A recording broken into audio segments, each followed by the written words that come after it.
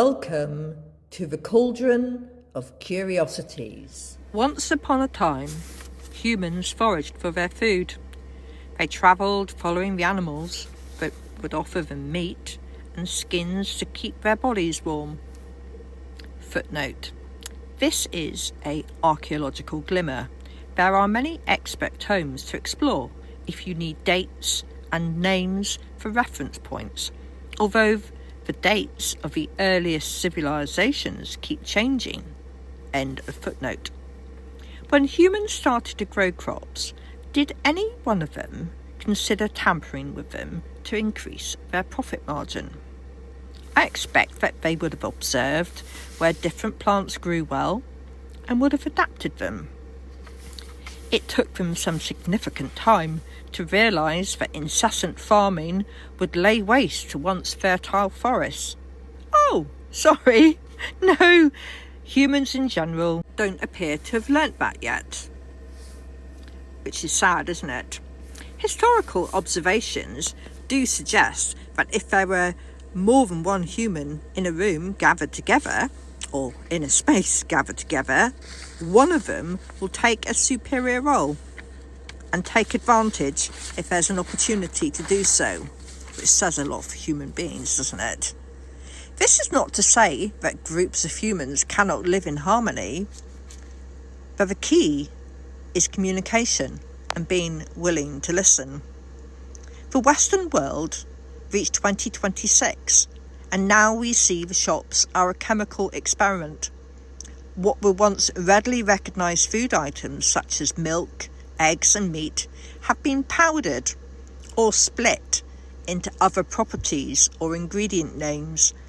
Cereals have been exposed to steam, chemicals, split and dried to allow food to stay fresh longer. That really does mean you need to explore what the term fresh means, because if it looks fresh and it smells fresh, is it fresh?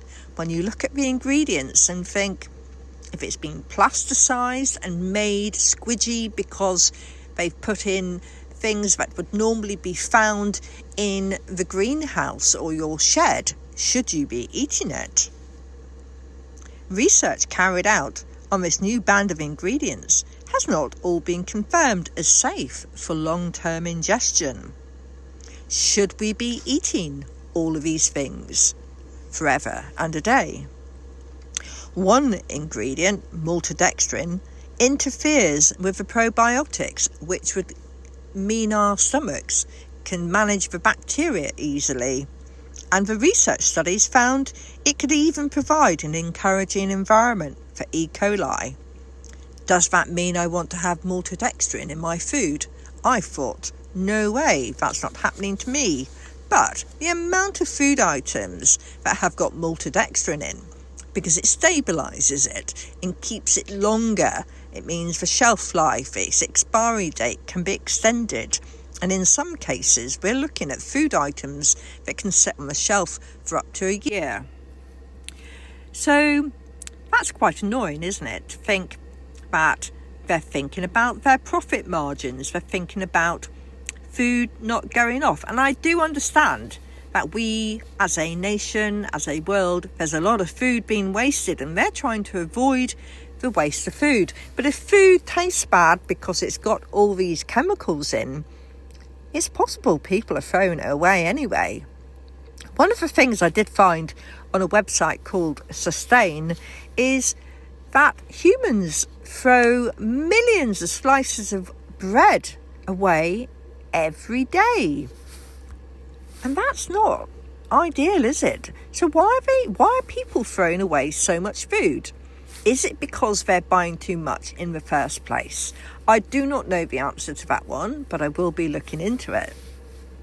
Anyway, I went into Marks and Spencer's to buy a pie, and I did a little short for my TikTok place, and I looked at the ingredients, and there it was, palm oil. And we found calcium carbonate, which is chalk. Iron, niacin, and thiamine were also in it. I thought I'd have a look at some of the ingredients. Take, for example, the calcium carbonate, chalk. When they used to mill flour in the past, you were not allowed to add anything to the flour. And the additives that you used to not be allowed to add to flour was chalk. And we add chalk, we've been doing so since 1943, to white flour because someone decided that it would stop rickets.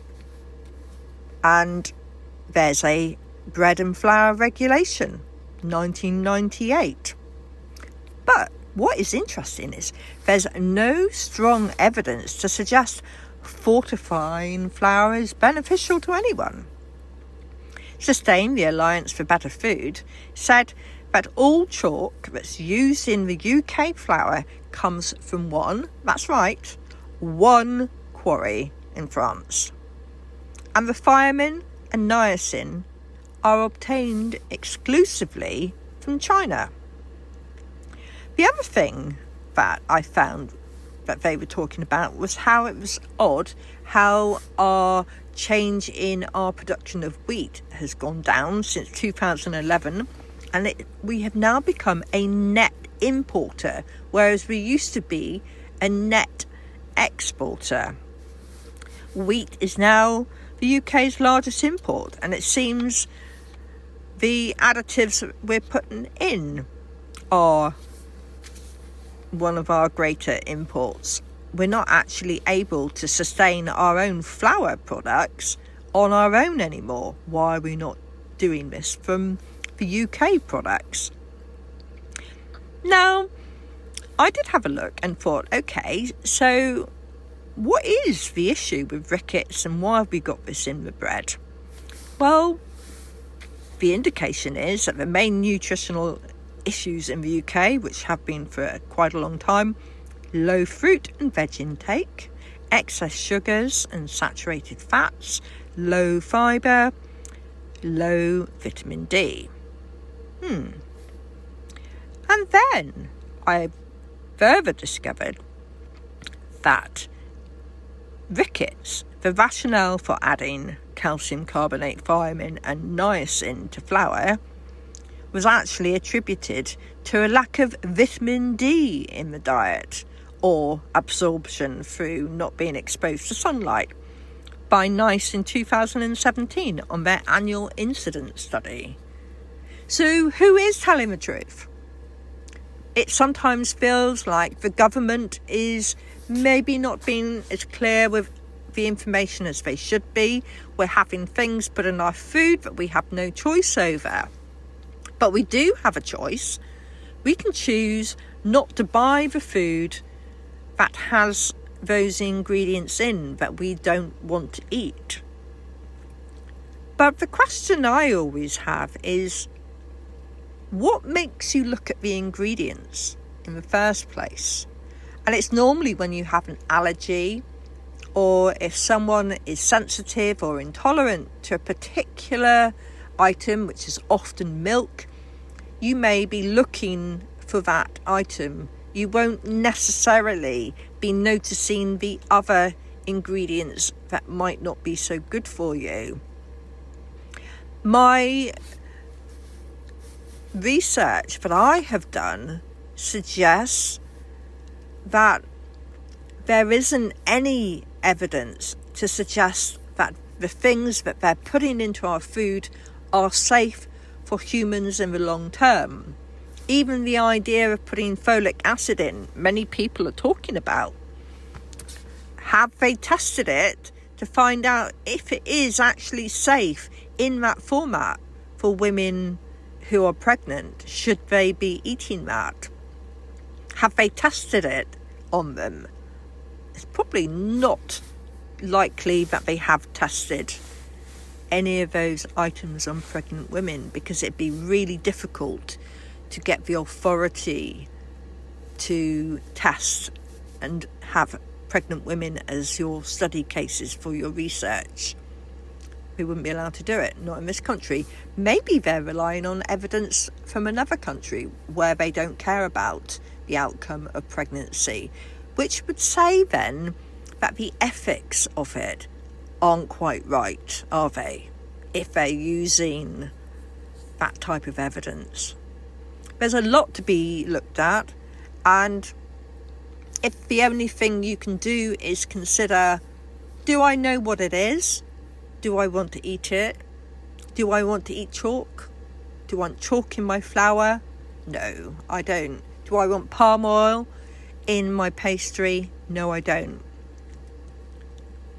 The other thing, I saw a really short video, which was 2 doctors who run a clinic for research into Alzheimer's and other forms of dementia, said that they had realised through their research that creatine is excellent for reversing dementia. And guess where you can find creatine naturally? In meat products, dairy, eggs. It's there. It's available in the foods that our government has been telling us we shouldn't be eating, that we should be cutting those food items down. And if you're a vegan, then you need to be having a creatine supplement because you're not eating the things that have naturally got it in. And then we look at vitamin B12 and vitamin D. Where can we get that in our diet? Animal products again. And it makes me wonder where the big drive for veganism is really coming from. Now, some of you may say you came up with the idea yourself, and a fruitarian may say, but are you taking the right amount of supplements to ensure that you are not damaging your brain health or your nerves? Because the things that we get from animal products are the things that keep us healthy. The nervous system, the brain, the things that we need to be able to function. And we may need to increase our levels as we get older, especially if we've got a government interfering with our absorption. It does make you wonder, because if you're having it in a sandwich and you're eating a sandwich that's partly made of chalk, then it's going to affect your absorption rates, isn't it? Much to mull over, and I will keep looking. What I will be asking any of you who are listening and would like to comment is if you are aware of any places where you can buy clean food or buy flour that's milled and doesn't have chalk added to it. That would be really helpful. I would love to gather any of that sort of information together. I believe Sustain does let people know where you can find these things, and also they have a page where you can sign up to get access to any of the artisan breads to save waste.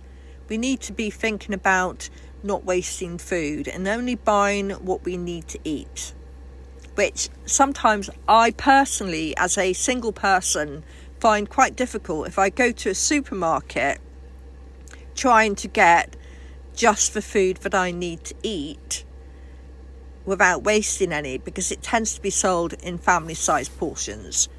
If you do have any comments and you wish to say anything at all, you can always email me, info@thedandelion.moon.co.uk, or comment on the podcast or on TikTok, The Cauldron of Curiosities.